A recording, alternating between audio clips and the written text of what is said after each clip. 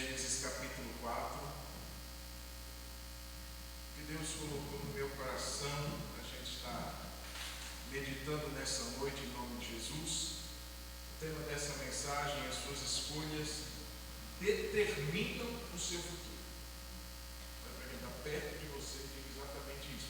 Diga, meu irmão, as suas escolhas determinam o seu futuro. Então, irmãos, não é uma coisa passiva. O futuro nosso não é uma coisa que a gente simplesmente espera acontecer e ele acontece. Não, muitas coisas, irmãos, acontecem por conta de escolhas que a gente toma hoje, boas e más. E nós vamos ler o texto de Gênesis 4, então, no verso 1, que diz assim a palavra do Senhor. Quem encontrou diz amém. Amém. Quem não encontrou, está ali. Se puder, colocar na minha área. Diz assim, verso 1: Adão teve relações com Eva, sua mulher. Ela ficou grávida e deu à luz Caim. Então ela disse: adquiri um varão com o auxílio do Senhor. Depois deu à luz Abel, irmão de Caim.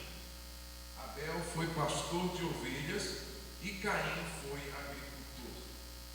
Aconteceu que, ao final de um certo tempo, Caim trouxe do fruto da terra uma oferta ao Senhor. Abel, por sua vez, trouxe das primícias do seu rebanho e da gordura destes. O Senhor se agradou de Abel e de sua oferta, mas de Caim e de sua oferta não se agradou. Caim ficou muito irritado e fechou a cara. Então o Senhor lhe disse: por que você anda irritado? E por que essa cara fechada? Se fizer o que é certo, não é verdade que você será aceito? Mas se não fizer o que é certo, eis que o pecado está à porta, à sua espera. O desejo dele será contra você, mas é necessário que você o domine. Amém? Só até aqui, queridos.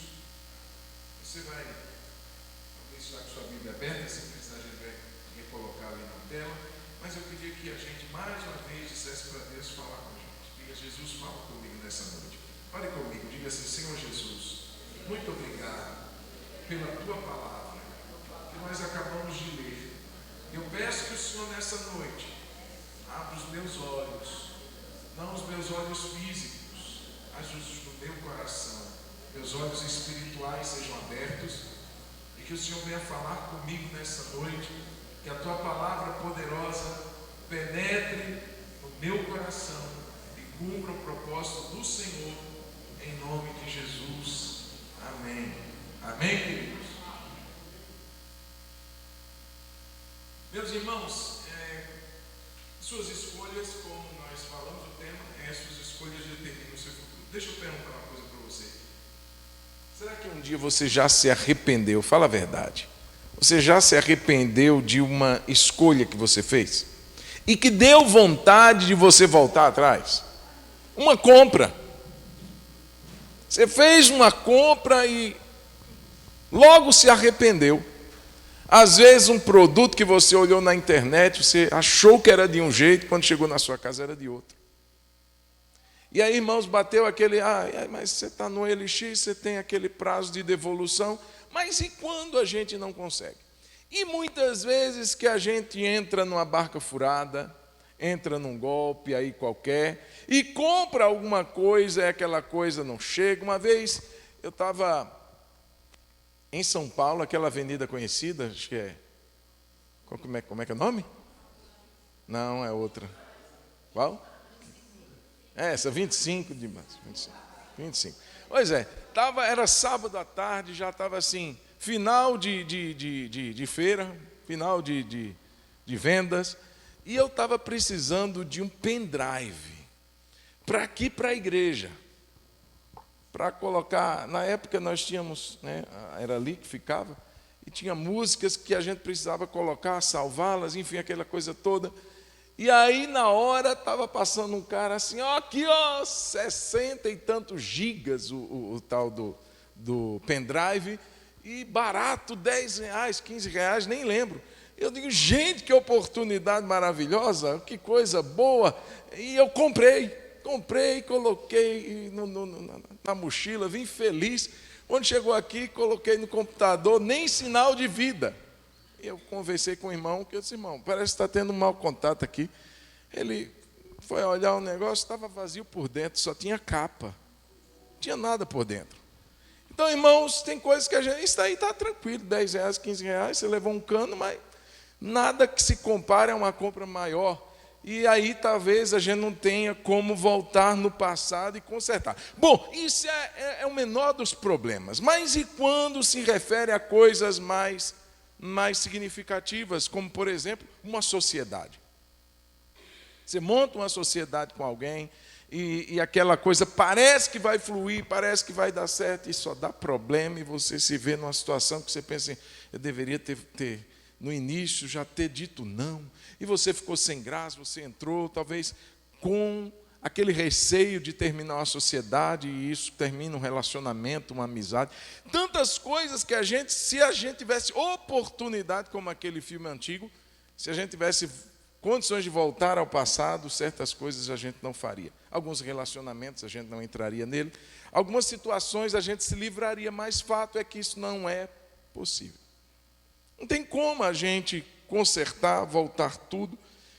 E a gente está vendo aqui uma situação de um homem que, tenho certeza, se ele pudesse ter voltado atrás, reconsiderado algumas coisas, seria a melhor coisa que ele faria.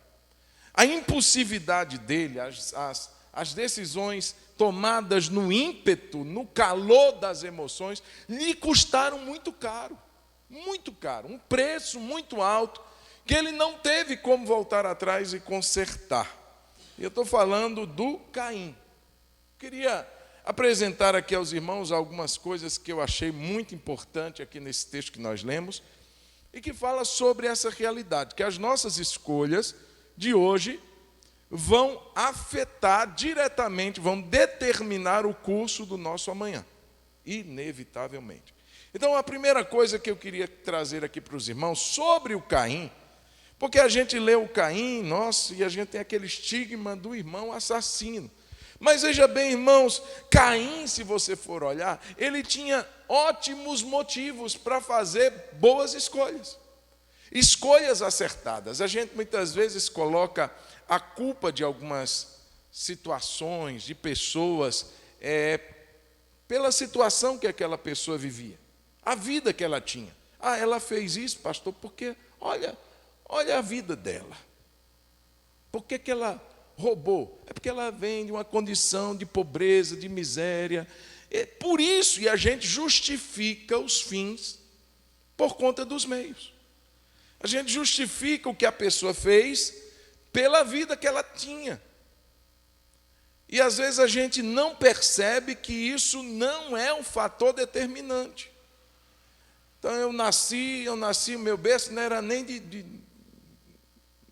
de ouro, era de palha. Jesus nasceu numa manjedoura.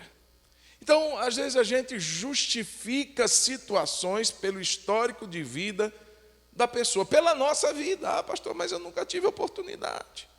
Ah, todo mundo da minha família teve. Ah, meu pai favoreceu a uns e não a outros. Ah, e a gente começa a justificar. Veja, Caim, irmãos, ele tinha ótimos motivos para sempre tomar boas escolhas. Diferente, talvez, até do Abel. Porque pense comigo, o Caim foi o primeiro homem nascido de mulher da terra. O primeiro filho homem da terra. O Adão não, Adão veio da formação das mãos do Senhor. Mas o Caim não. O Caim veio de um resultado natural de um relacionamento de Adão e Eva. Está aqui escrito. Adão se relacionou intimamente com a sua esposa e teve o Caim. Então foi o primeiro homem. E daí, pastor? E daí que eu quero que você pense a expectativa de Eva. O que é que Eva ainda tinha em mente? Toda aquela situação, o problemão todo que Eva arrumou junto com Adão, porque Adão não está isento do erro. E ela certamente ainda guardava aquilo que Deus havia falado com ela, mas também ouviu o que Deus falou com a serpente. Gênesis 3,15 traz uma grande e preciosa promessa de redenção. Em meio ao caos do pecado, Deus disse à serpente, que o fruto, a descendência da mulher, ou o descendente da mulher, lhe esmagaria a cabeça, ao passo que a serpente lhe feriria o calcanhar, o descendente da mulher lhe esmagaria a cabeça. É óbvio, irmãos, que hoje a gente sabe muito bem de quem se trata o descendente da mulher, que é Cristo, aquele que veio para desfazer as obras do diabo, diga glória a Deus. Aquele que veio para esmagar a cabeça da serpente. Mas eu pergunto, Eva sabia? Não. Então, quando nasce Caim, quem sabe havia no coração dela uma expectativa de que, quem sabe, este vai ser o descendente que vai esmagar a cabeça da serpente. Então, veja bem, irmãos, a expectativa. É tão bom, né? Eu vejo pais aí, e todos nós aqui que já tivemos a oportunidade de ter filho, quando nasce um filho, a gente cria expectativas.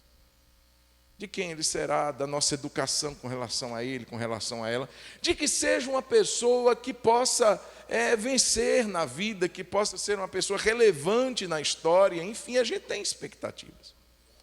A Eva teve, certamente, então, uma coisa boa, um ponto positivo. Além disso, desejado. Não foi um fruto do nada. Nossa, foi rejeitado no ventre, Caim, coitado. A mãe dele se arrependeu e disse assim, por que engravidei? Não, irmão, parecia. O texto diz aqui no verso 1, que quando nasce, ela expressa uma gratidão, eu adquiri um varão com o auxílio do Senhor. O que dá a entender, irmãos, que talvez outras gravidezes já tinham acontecido com Eva, mas gerando mulheres. Porque ela disse que adquiriu um homem, um varão, um macho, com o auxílio do Senhor. Então eu vejo uma expressão de alguém que esperava. Alguém que tinha uma expectativa que viesse um menino, um varão, e quando vem, ela atribui isso a Deus, ela atribui a sua conquista, ela atribui a sua vitória ao Senhor, adquiriu um homem, mas não foi por acaso, foi com o auxílio, foi com a ajuda de Deus.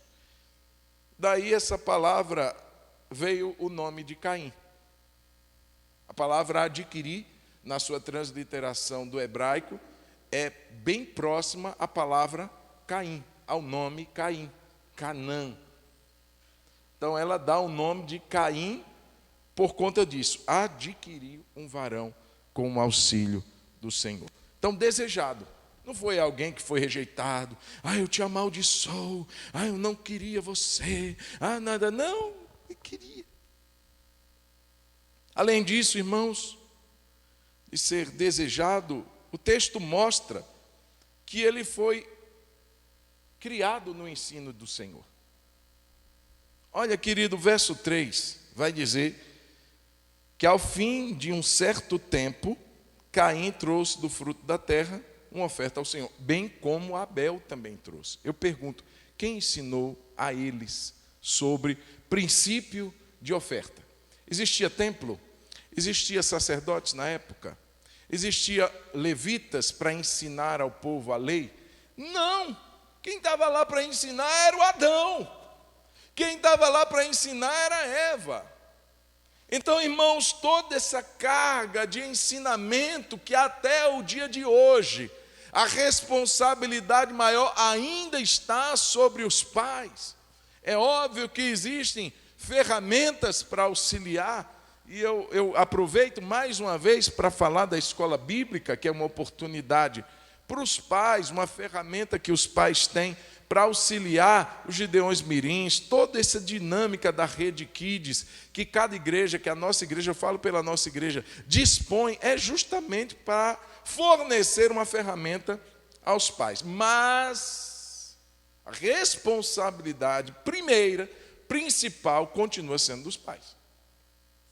São eles que deveriam passar a maior parte do tempo discipulando, ensinando, mostrando o caminho, como diz ali em Deuteronômio: tu inculcarás estas palavras a teus filhos, andando com ele, sentando, deitando, caminhando, em todo o tempo, está ali aproveitando oportunidades para ministrar ao coração dos filhos. E não foi diferente do Adão. Quem certamente ensinou o Caim, o Abel, sobre dízimo, primícia, oferta, não foi o sacerdote, não foi o professor da escola, foi Adão, foi Eva, foi a família que ensinou a eles. Então, que preciosa lição para nós, porque isso não mudou, irmãos, continua. O mesmo encargo, a mesma responsabilidade continua. Eu creio que, primeiramente, Adão os ensina pelo exemplo. Ainda muito novos, certamente viam Adão entregando algo ao Senhor, uma oferta ao Senhor, primícias ao Senhor, dízimos ao Senhor. Porque todos nós sabemos que dízimo não foi fruto da lei, mas bem antes da lei já existia. Abraão deu dízimo de tudo quanto possuía ao Melquisedeque. Então, não existia lei ainda e já havia o princípio do dízimo e da oferta. Então, irmãos, aqui acontece essa realidade de uma família sendo ensinada com princípios da palavra. Aí você diz assim: pastor, então se eu ensinar, se eu dedicar tempo para mostrar aos meus filhos que ele precisa andar com Deus e observar, tudo vai dar certo 100% na minha casa. Irmãos, veja bem, é bem provável que sim, há mais chances que se dê porque você está ensinando do que não dê porque você não está ensinando. Você vai ensinar, vai orar.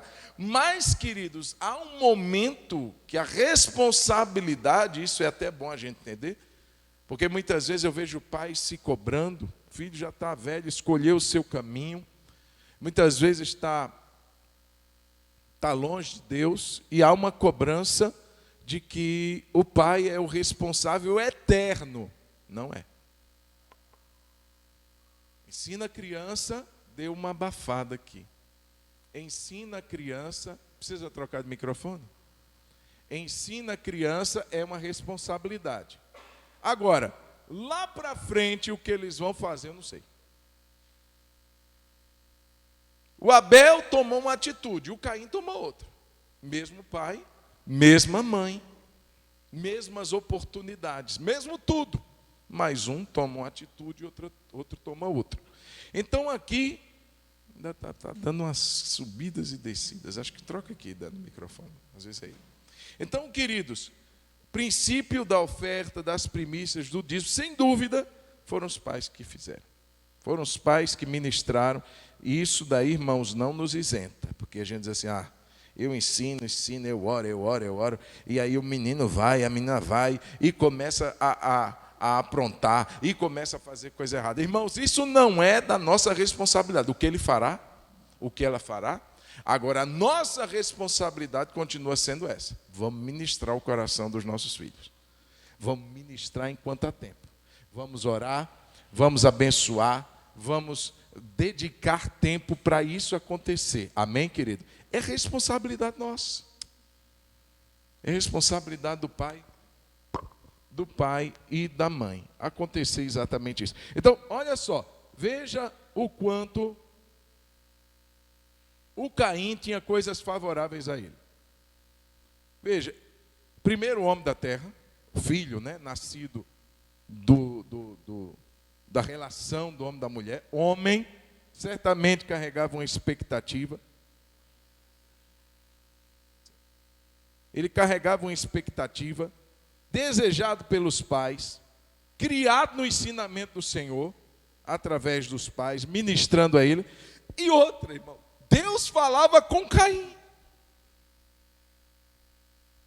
Não era alguém que tinha, não, eu não sabia. Deus falava com ele, irmãos.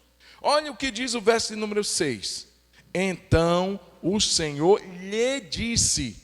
Deus não mandou profeta, Deus não mandou vaso, Deus não mandou ninguém. Deus falou diretamente com o Caim. Irmãos, isso daí é um privilégio, fala a verdade. Deus se revela ao Caim, Deus se mostra ao Caim e fala com ele, dá uma palavra, até conhecedor do coração dele. Por que você está irritado, Caim? Por que você está com essa cara fechada? Olha Deus, mostrando Caim, eu conheço seu coração, eu conheço suas intenções, eu conheço sua motivação. Por que você está assim? Por que você está com esse semblante caído, com essa cara fechada? Por quê? Falando com ele, queridos.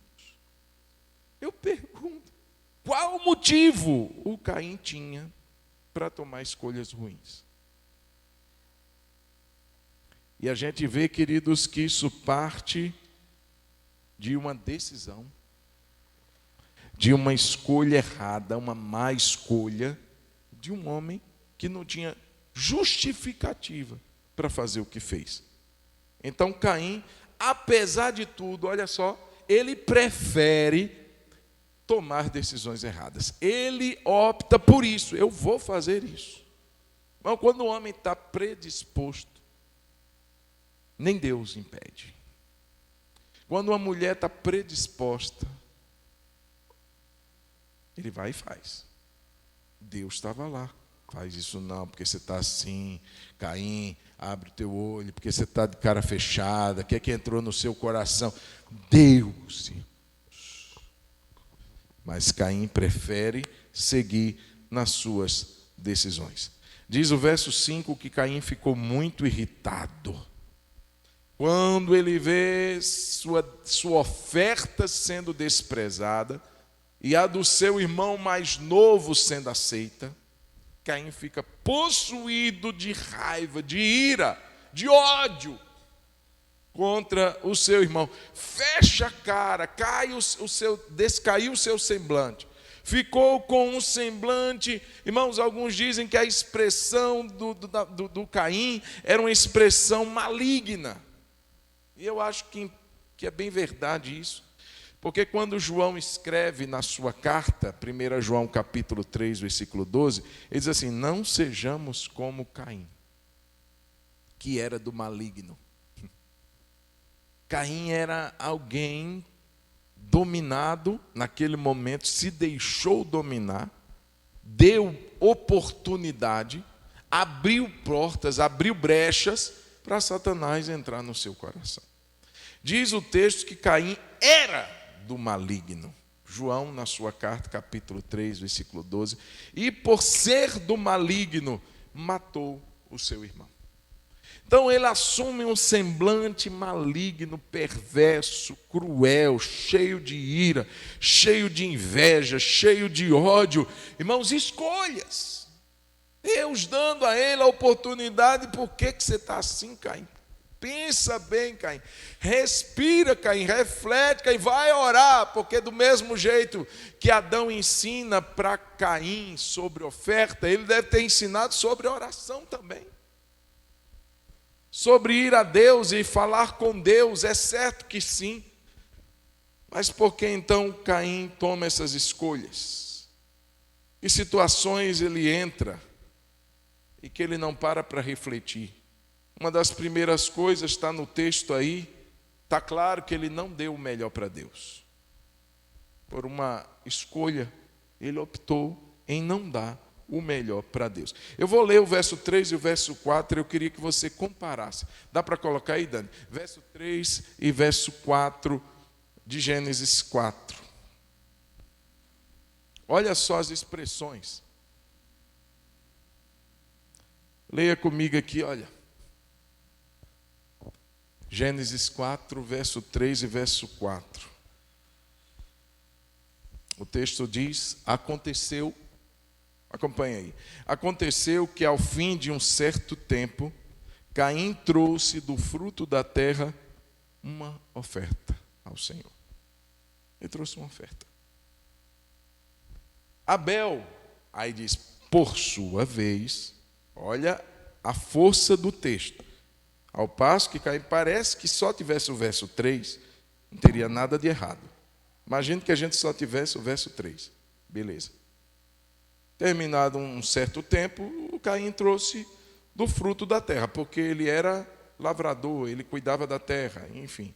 Então, da terra, ele trouxe a sua oferta, uma oferta ao Senhor. Uma.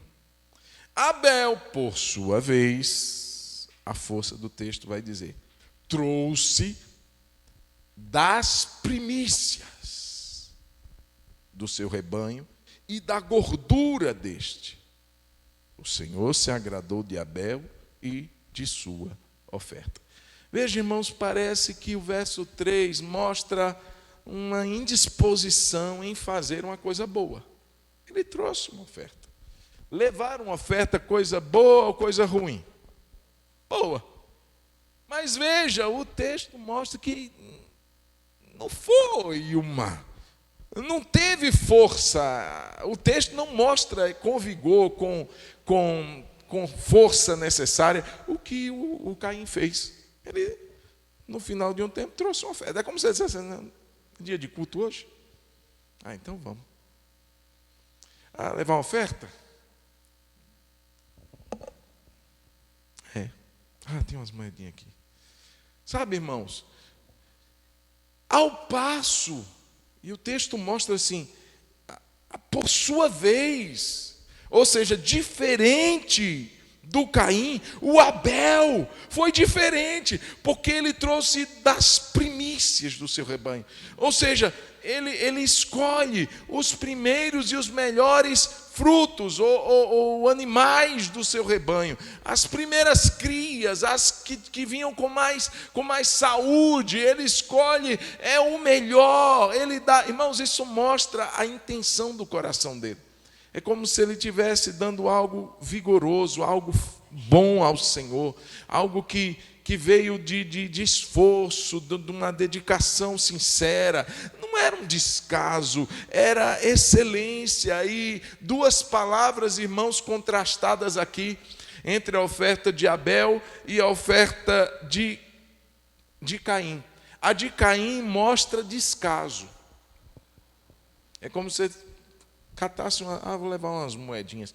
Não que isso seja errado.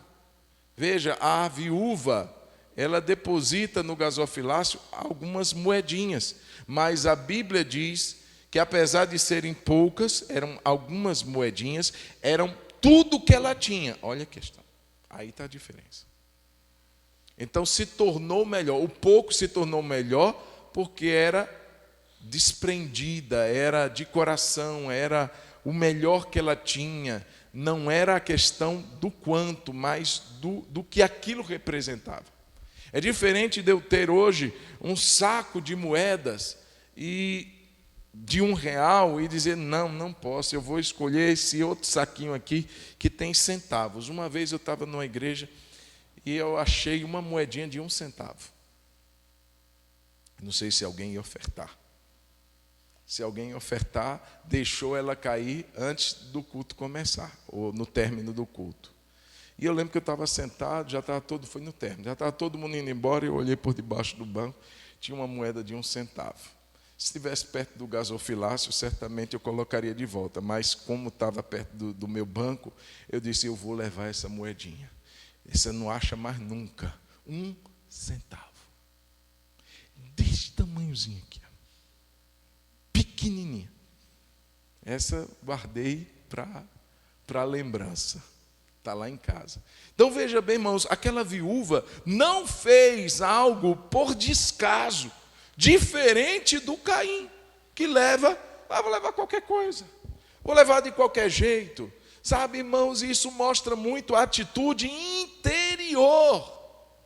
Hebreus capítulo 11, versículo 4, vai explicar melhor ainda, porque vai dizer assim: pela fé, Abel ofereceu a Deus um sacrifício mais excelente. Então, o que teve no sacrifício de Abel que não teve no sacrifício de Caim? Excelência. Sabe, irmãos, a gente acha que Deus aceita tudo e de qualquer jeito. Não. Deus não aceita tudo e muito menos de qualquer jeito. E eu não falo nesse momento apenas com relação a finanças. Eu falo de tudo. O que a gente fizer para Deus, irmãos, tem que ser de todo o nosso coração. Se a gente fizer a mínima das coisas que se fazem numa igreja, eu estou colocando mínima, mas não é por uma questão de menor valor, de menor importância, mas pelo fato de não ser vista. Não é algo do palco, não é algo da plataforma, não é algo que envolva visibilidade. São coisas que são feitas no secreto, no oculto, quando não tem ninguém na igreja, quando não tem ninguém observando, quando não tem ninguém para dizer que legal, que bacana, nosso, que coisa que a gente não posta, que a gente não mostra. Sabe? Mesmo essa, se a gente não faz com excelência, Deus não está aceitando isso da nossa mão. Abel mostra um apreço, é para Deus. Papai me ensinou que tem que ser o melhor para o Senhor, que tem que ser com excelência para Deus. Não pode ser de qualquer, não, já vai fazer, então vai fazer aí qualquer coisa e tá bom, é só mesmo para passar batido, deixa desse jeito. Não, irmãos, o nosso Deus, Ele fez por nós o seu melhor. A Bíblia diz que Deus deu seu único filho por nós. Eu pergunto, isso foi excelência ou não? Deus o que faz, Ele faz com excelência por nós. Manda um anjinho, manda qualquer um. Não, Ele manda o seu único filho. E porque nós faríamos de qualquer jeito, mas Caim fez. Caim levou uma oferta ao Senhor.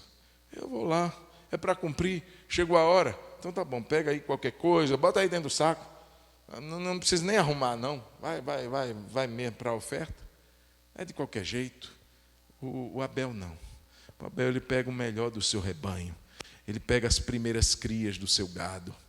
E da gordura, que era algo muito apreciado. E ele leva com apreço.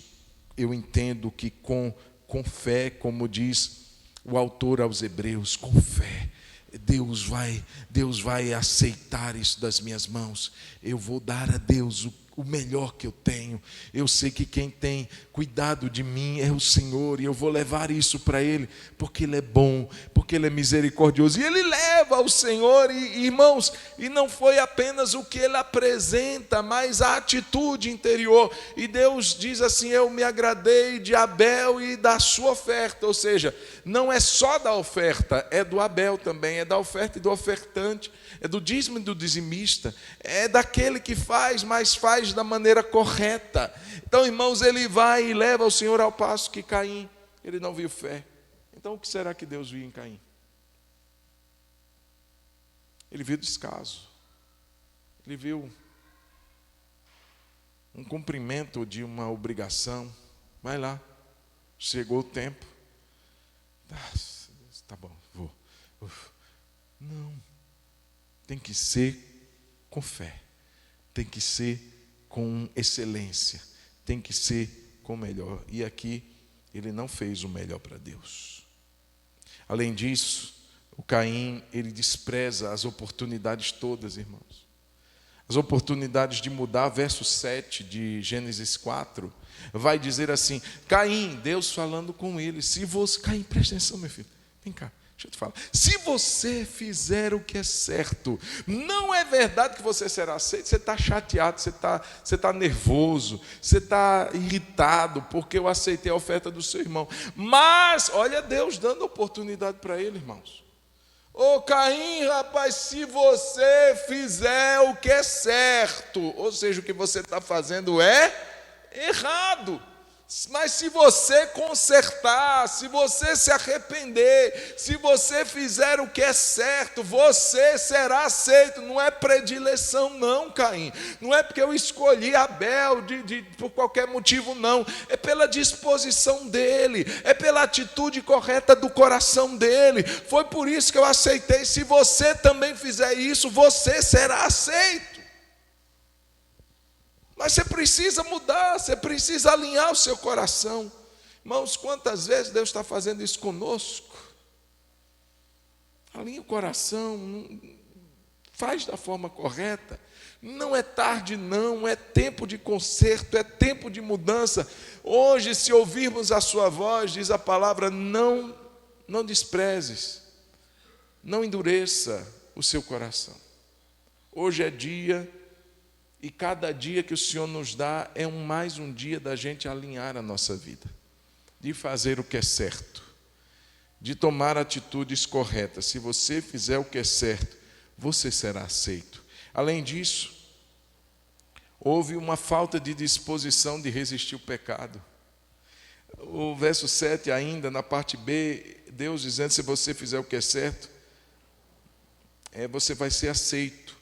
Mas na outra parte, mas se não fizer, existe uma via de mão dupla. Entre fazer o certo existirá uma consequência, você será aceito. Mas em contrapartida, se você não fizer o que é certo, preste atenção que vai acontecer, ou o que está acontecendo com você, Caim. O pecado, verso 7 ainda, o pecado está à sua porta, perto de você, na sua casa, à entrada da sua casa. Olha, portas, mais uma vez, a expressão de portas, acesso. Você tem a oportunidade antes de adentrar, antes de seguir sua vida. Existe algo que pode te impedir. Mas se você agir de forma correta, esse pecado que está à sua espera, à sua porta, e o desejo dele é contra você.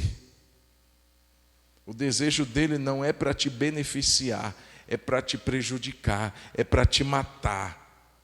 É para que você tenha consequências irreparáveis na sua vida. O pecado, o desejo dele é contra você, mas é necessário que você o domine.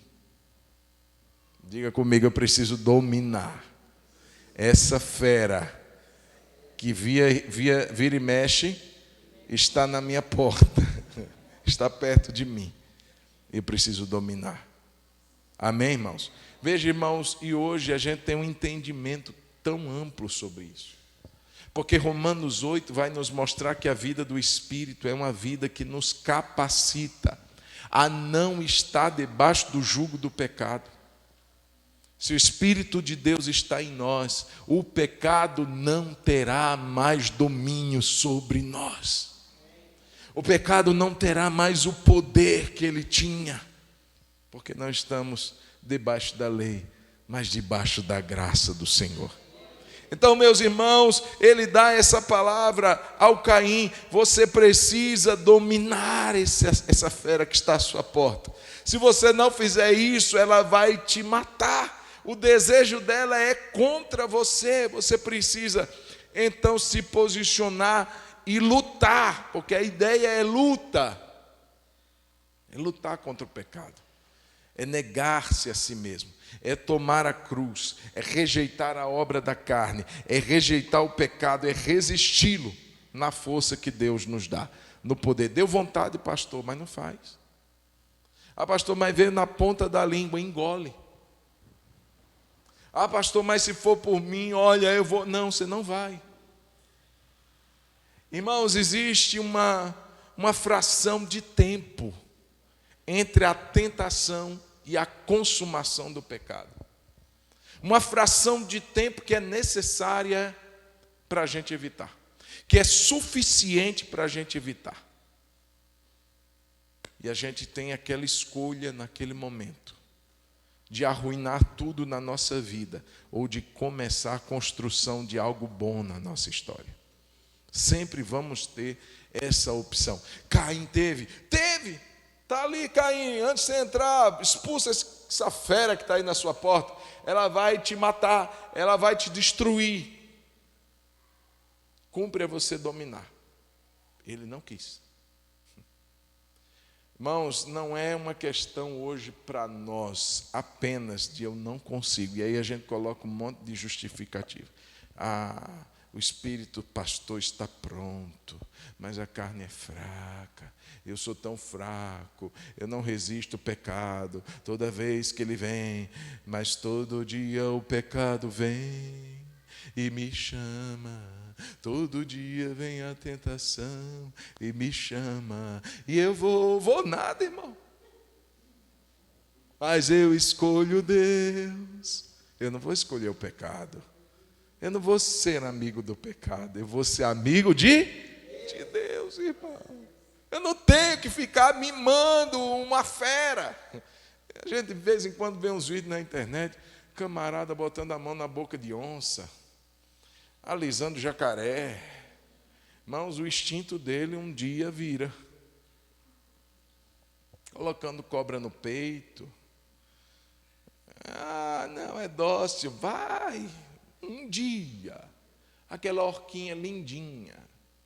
Vamos brincar com a orquinha. Matou a treinadora. Com requinte de crueldade. Pegou, não matou de vez não, levou lá para o fundo. E deixou, e depois subiu com ela de novo, depois desceu de novo. Depois escalpelou ela. Irmãos, ninguém brinca com pecado. Um dia a pessoa se safa. Não aconteceu nada. Aí no outro dia, nossa, eu fiquei pertinho da fera. Tá na minha porta, brinquei, abanou o rabinho para mim. Um dia ela vai te morder. Um dia arranca a tua mão, um dia arranca teu coração, um dia tira a tua sensibilidade, teu temor a Deus. Irmãos, com o pecado não se brinca. Amém ou não? Diga comigo, com pecado não se brinca. Não, é fera, irmão. O desejo dele, diz o texto, é contra você. E aí, irmãos, Caim teve toda essa oportunidade. Puxa vida, que lá fantástico. Eu sei que o pecado já tinha entrado, mas ele teve ainda pais piedosos que o ensinaram, desejado. É um homem que poderia ter feito uma coisa boa, escolhido bem, mas não, ele insiste, ele fica nervoso, fica chateado. Em vez de voltar atrás, faz o que é certo, Caim. Caim, pelo amor de Deus. Imagina Deus falando com ele. Caim, pelo meu amor, faz o que é certo, rapaz. Mas Caim resiste, tão duro quanto aquele solo já amaldiçoado. O seu coração também está árido, seu coração também está endurecido. E Caim, irmãos, não se arrepende do erro que ele comete. Ele leva o irmão de forma enganosa ao campo, você sabe da história, chama, convida, aparentemente numa cara assim de amizade, vamos ao campo, Abel, vamos conhecer coisas novas lá no campo, lá eu conheço, é o meu lugar, vamos lá, e leva o seu irmão e mata seu irmão, primeiro homicídio da história, ele mata o seu irmão. Irmãos, eu fico impressionado com a misericórdia de Deus. Porque, irmãos, Deus estava vendo antes dele errar. Caim, eu já estou vendo que isso vai dar errado. Isso vai dar B.O., Caim. Caim, rapaz, você vai entrar numa fria, sai enquanto tem tempo, eu estou te advertindo, falo com um, falo com outro, levanto pessoas para mostrar para você, mas você não aceita, não entra a palavra no seu coração, e mata. Então, irmãos, preste atenção, já era para Deus dar um flagrante. Peguei, flagrante, preso, vai ser amaldiçoado agora, vou matar. Irmãos, Deus ainda, cheio de misericórdia, verso de número 9 do capítulo 4, se apresenta para Caim e dá a ele uma nova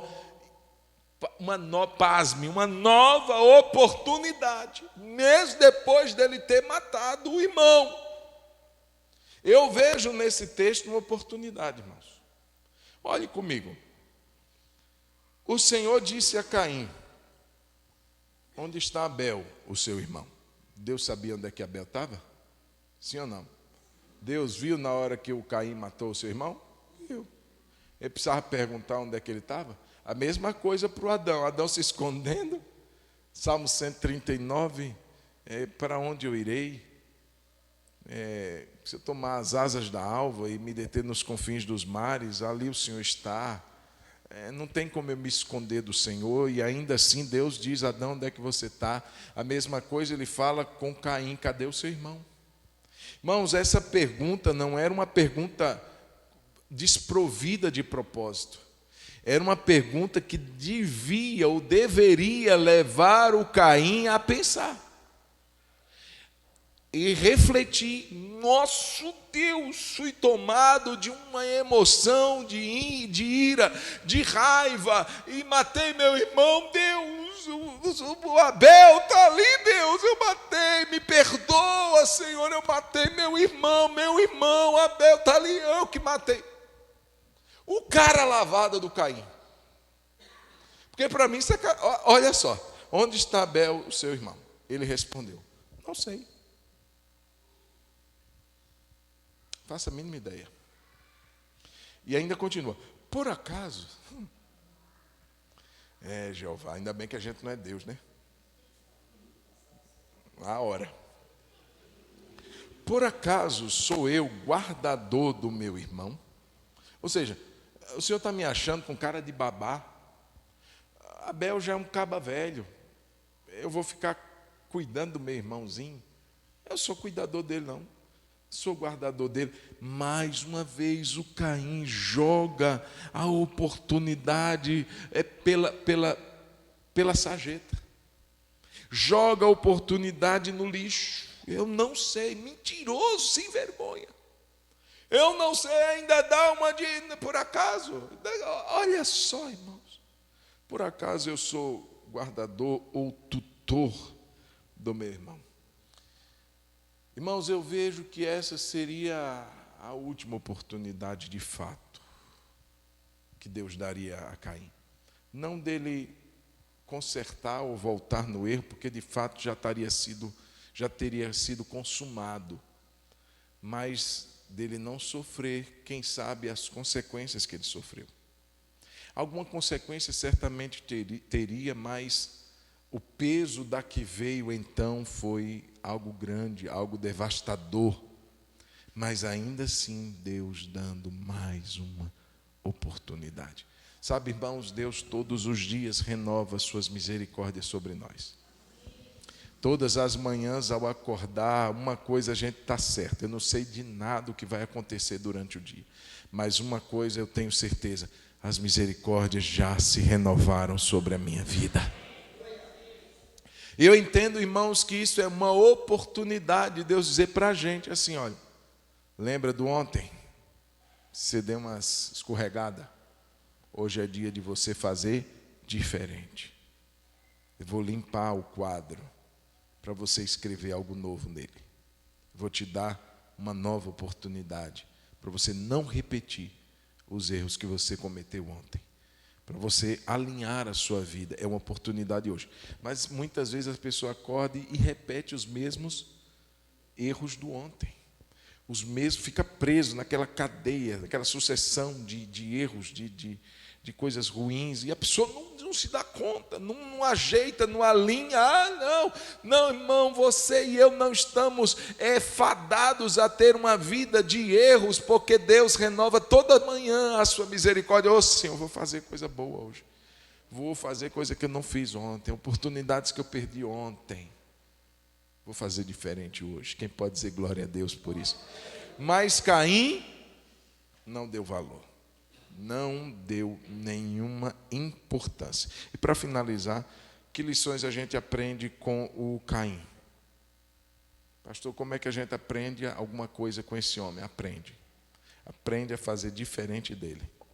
Amém? Aprende a não fazer o que ele fez. Então, algumas lições que a gente aprende: que o pecado, primeiro, não vai se ocultar por muito tempo. Diga comigo: o pecado não se ocultará por muito tempo. Gênesis 4:10 diz assim: o Senhor disse: o que foi que você fez? A voz do sangue. Imaginava ele que escondendo o Abel estava tudo certo, mas o sangue que descia pela terra, o sangue da morte do Abel, a Bíblia diz que o sangue dele clama da terra a mim. Olha aí, Caim, você achou que poderia esconder, você achou que poderia silenciar a voz do seu irmão, mas o sangue dele está clamando. O sangue é vida. Ainda que esteja sendo derramada a vida do seu irmão sobre a terra, o sangue dele está ecoando em uma voz por justiça aos meus ouvidos. E não adianta, você não consegue se esconder do erro que você cometeu. Irmãos, tanta gente que a gente vê na Bíblia que erra e tenta ocultar. O Adão foi foi o primeiro, que se esconde achando inutilmente que Deus não acharia. Claro que acha. O Davi que se insensibiliza com a atrocidade que ele cometeu e continua a sua vida, mesmo depois de ter adulterado, de ter traído a confiança de um dos seus melhores oficiais, que foi Urias. E ele achou que estava assim, ninguém viu. Urias, eu botei ele para morrer mesmo na frente do combate, então não vai poder reclamar. A gravidez, ninguém vai poder atestar que foi minha, vai nascer com a minha cara, mas vão dizer que ainda é o filho do Urias, então não tem problema nenhum. E Deus está dizendo que você que acha. Vai lá, Natan, vai lá, o profeta desmascara o pecado do rei. Foi assim com Moisés, que mata o egípcio e esconde o corpo na terra, na areia, e acha que pode esconder. E Deus vai dizer assim: nossa, eu não vi. E de repente, no outro dia, o vento sopra durante toda a noite. No outro dia está aparecendo o nariz do egípcio, o dedão do pé do egípcio, qualquer coisa do egípcio está lá aparecendo. Não tem como esconder, não tem como ocultar. O que fez será manifesto um dia ou outro. Aquilo que tantas pessoas se esconderam ou trataram de esconder para que nunca fosse descoberto, será revelado. Não há nada oculto, diz a palavra do Senhor, que não será revelado. Segredos do coração dos homens será revelado. Aquele dia ninguém ficará com nenhum segredo. Você já imaginou? A Bíblia diz que Deus julgará os segredos do nosso coração. Pastor, eu tinha tanta raiva do Senhor, mas nunca falei. É melhor falar hoje. Não vai conseguir esconder. Um dia vai ser manifesto. Segredos do coração. Só não será se forem colocados para fora, se forem confessados e abandonados. Do contrário, se ficar guardado, o Senhor tirará os segredos e os manifestará. Então não tem como esconder o pecado por muito tempo. A outra lição: se não lamentarmos hoje pelo pecado, lamentaremos amanhã as consequências dele. Caim não lamentou o seu pecado, mas na hora que veio a consequência, na hora que veio a sentença, aí ele lamenta. O pecado não dói na consciência do Caim. O pecado não compungiu o seu coração, não deixou mal, não deixou para baixo. Não, estou de boa. Só essa mínima ideia onde esteja meu irmão. Não sei do que o senhor está falando. Não, né? Aí quando vem a consequência, verso 11: e agora você é maldito sobre a terra. Não basta apenas a terra ser maldita, você também é. A maldição sobre a terra já existiu. Lá no pecado de Adão e Eva já houve uma sentença sobre a terra. Maldita é a terra por tua causa. Mas agora ele não só manifesta que a maldição está sobre a terra, mas que Caim também será maldito sobre a terra que já está amaldiçoada. Irmão, isso daqui é uma sentença forte. Você também vai ser maldito sobre a terra, cuja boca se abriu para receber da sua mão o sangue do seu irmão. Você não abriu a sua mão para fazer o certo. Você não abriu a sua mão para ofertar a mim. Você ofertou à terra o sangue do seu irmão. Quando você, verso 12, cultivar o solo, ele não lhe dará a sua força. Sua vida vai ser resumida a isso. Você é um lavrador. Você não vai ter mais a sua força quando você cultivar o solo. Você será fugitivo e errante pela terra. Você não terá mais morada fixa. Então Caim disse ao Senhor: meu castigo é tão grande que não poderei suportá-lo. Agora lamenta, né? Não lamentou quando viu seu irmão morto, né?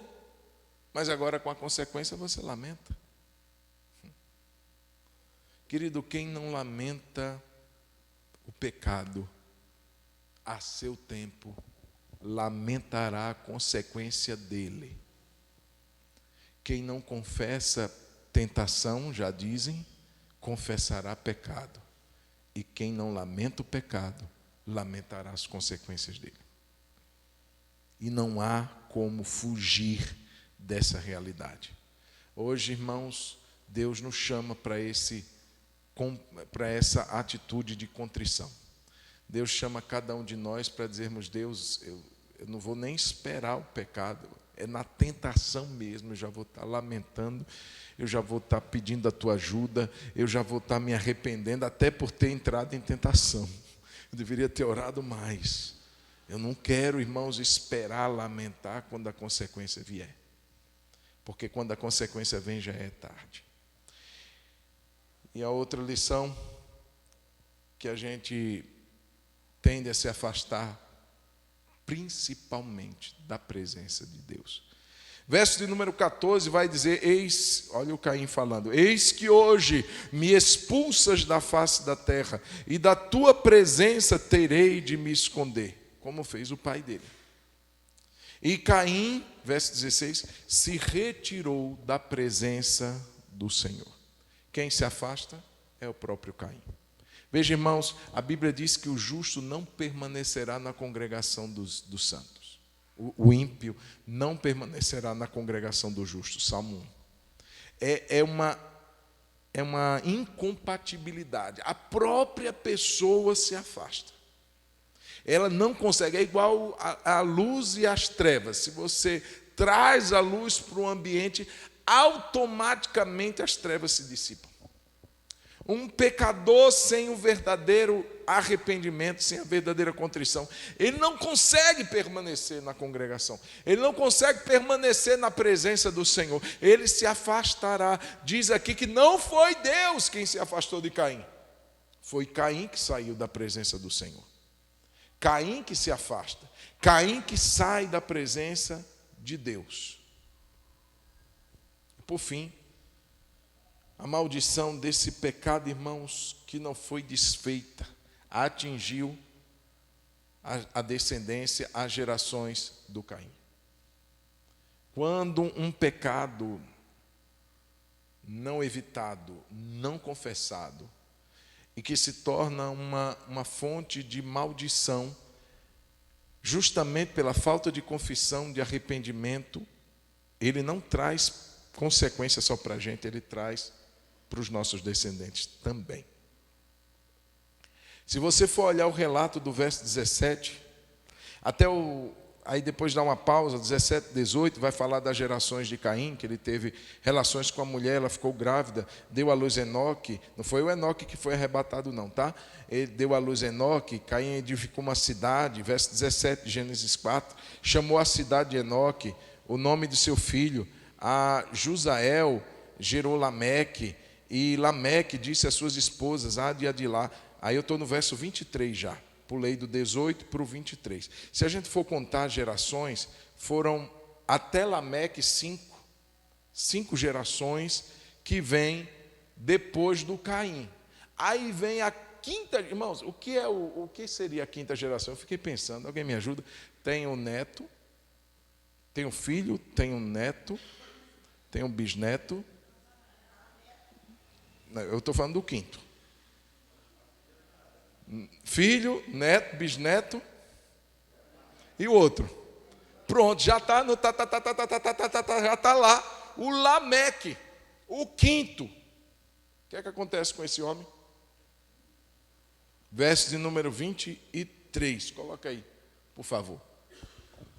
E Lameque disse às suas esposas Ada e Zilá: ouçam o que eu digo, vocês, mulheres de Lameque. Escutem o que passo a dizer. Matei um homem porque me feriu, e um jovem porque me machucou. Pode continuar. Se Caim, ele lembrou do seu tataravô. Se Caim é vingado 7 vezes, Lameque será vingado 70 vezes 7. Ele mata pessoas por causas fúteis. Quem era ele? O tataraneto do Caim. Lameque, o nome dele.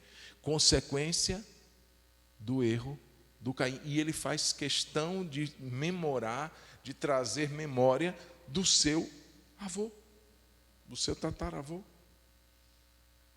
Veja, irmãos, que praga é o pecado. Que consequência maldita de ver o erro que cometi na vida dos meus descendentes. É uma geração de assassinos.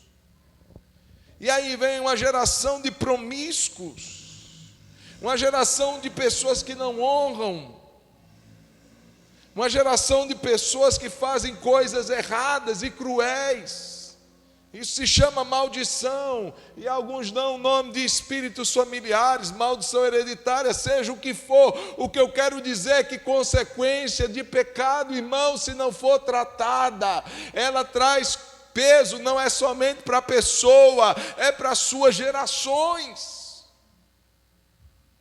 Eu não quero, irmãos, que as minhas gerações futuras tenham peso que vem de mim. Pelo contrário, eu fui chamado para ser bênção. Você foi chamado para ser bênção. Você, em nome de Jesus, nós que estamos aqui, temos a bênção do Senhor, e essa bênção alcançará as nossas próximas 1000 gerações. Amém, queridos? Eu quero a bênção do Senhor, não é só sobre mim, é sobre quem virá depois de mim. Amém, amados? Eu queria que a gente orasse. Que bifurcação. Estou falando de escolhas. Estou falando de escolhas. Muitas vezes a gente se encontra diante de uma encruzilhada, de uma bifurcação. Talvez hoje Deus está dando a nós aqui oportunidades da gente tomar a decisão certa, da gente ter uma escolha acertada. Ficar parando de culpar a nossa vida, não, porque a minha vida, pastor, é assim, porque isso aconteceu. Não é por isso, não. Não é por isso. Caim não tinha desculpa nenhuma, irmãos. Era para ter, como eu disse, era para ter sido Abel. Eu sou o segundo. Meu irmão, ele sempre recebeu as primeiras oportunidades, foram para ele. Não tem isso. Eu não sou refém de uma história de imposição de vida. Porque eu vim de uma família assim, eu vim de uma família assado. Não, irmãos. Nós temos Cristo para limpar esse histórico passado. Amém? E Deus nos chama hoje para vencer aquela fera que está à nossa porta, chamada pecado. Tem uma fera lá, à espreita para dar o bote, para pular, mas ele está dizendo: cumpre a você dominar. Você tem que dominar isso. Pastor, mas eu não tenho força. Nem eu. A nossa força vem do alto. Cristo é a nossa força. O Espírito Santo dentro de nós é a nossa força. A graça de nosso Senhor Jesus é a nossa força. E é por meio dele que nós subjugamos a nossa própria carne. É por meio dele que nós colocamos a nossa carne no lugar dela. Eu estou morto para o pecado. mas estou vivo para Deus.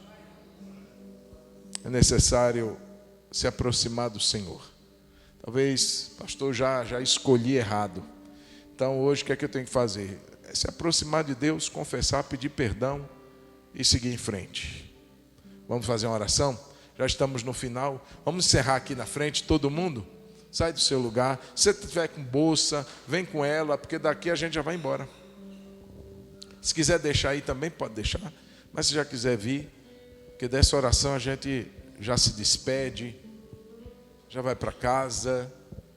Mas não vamos deixar que o que o Senhor está falando com a gente hoje seja colocado em qualquer lugar. Deus está nos mostrando o amor que Ele tem por nós, a paciência que Ele tem sempre por nós, a disposição que Ele tem sempre de dizer assim, vai por aí, não, faz diferente, faz diferente. Amanhã é mais uma oportunidade, hoje uma oportunidade, faz a coisa certa.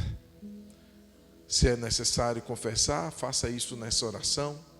Se é necessário pedir a Deus graça, Deus, está difícil, nossa, me ajuda, Deus vai te ajudar. Pai, nós oramos em nome de Jesus.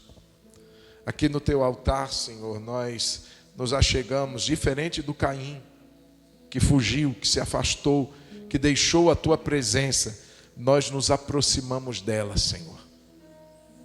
Nós vamos ao encontro do Senhor. A tua palavra diz, achegue-se ao Senhor e Ele se achegará a vós. É nessa convicção, Deus, que nessa noite nos aproximamos de Ti. Que quando nós damos um passo na Tua direção, o Senhor também dá em nossa direção. Por isso nós oramos, ó Deus, em nome de Jesus. Porque assim como Caim, qualquer um de nós, estamos sujeitos a decisões, a escolhas que vão ser escolhas ruins na nossa vida. Senhor Jesus, e que pode prejudicar não somente a nós, mas a nossa família, a nossa descendência. Nós clamamos a Ti graça, porque como a Tua palavra diz, olha, o pecado está ali à tua porta, ele está à tua espera, ele está te aguardando uma oportunidade que você der, um baixar a guarda para poder te destruir.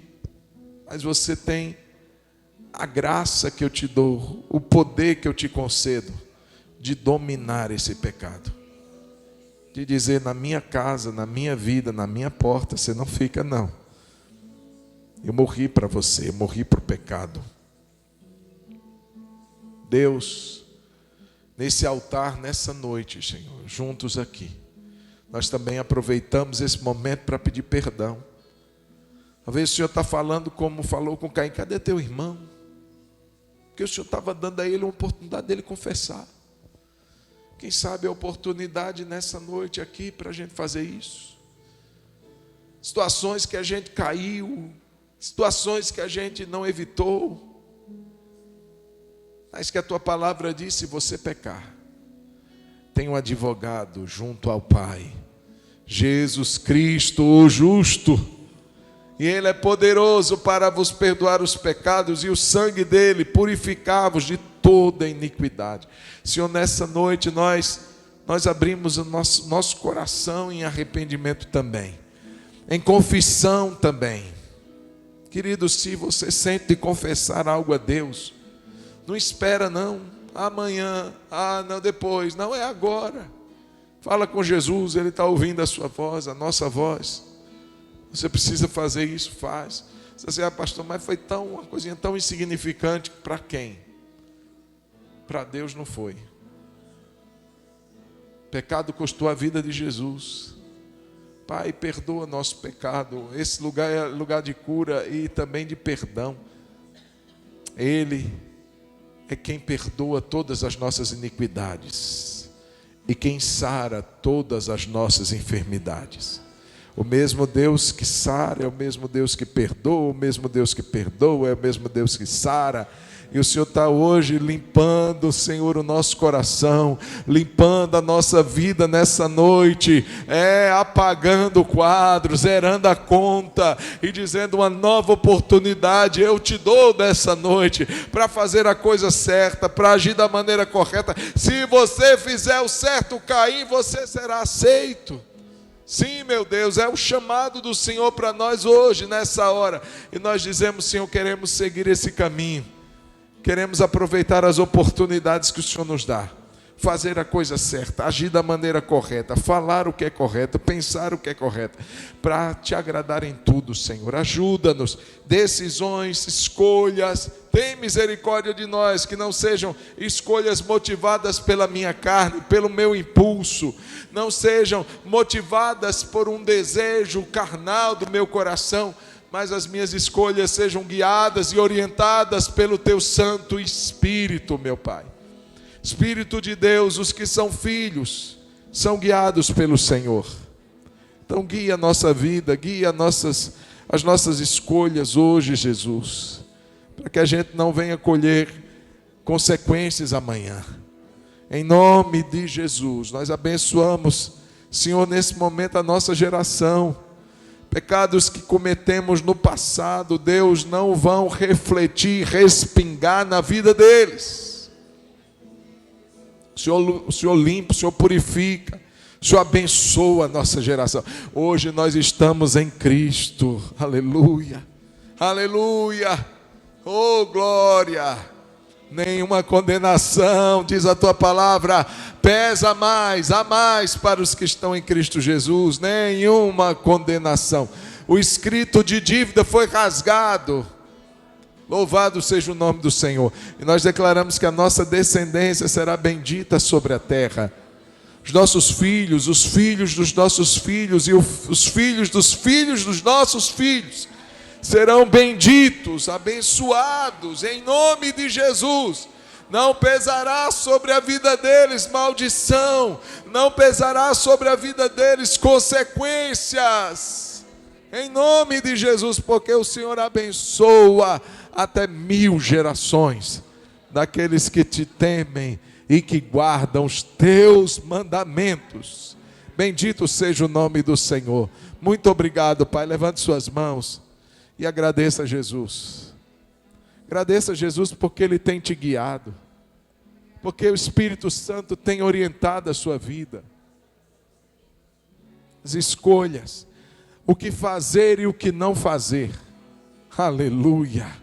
Oh Espírito Santo, entregamos o controle da nossa vida ao Senhor, entregamos a direção da nossa vida ao Senhor, para que o Senhor nos livre das más escolhas, nos livre, Senhor, das tentações de cairmos nelas, e nos dê uma vida vitoriosa, uma vida abençoada, em nome de Jesus, em nome de Jesus.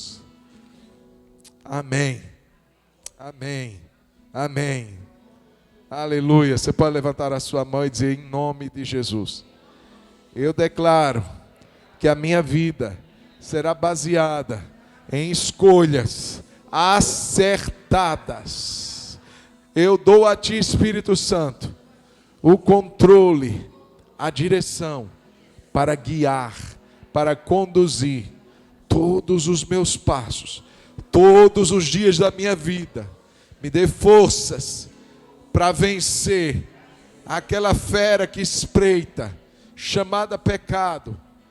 Eu vou dominar, porque o Senhor não me chamou para ser escravo do pecado, mas para vencer o pecado e ter uma vida abençoada na Tua presença, em nome de Jesus. Quem crê, diga amém. E aplauda Jesus em nome do Senhor. Aleluia.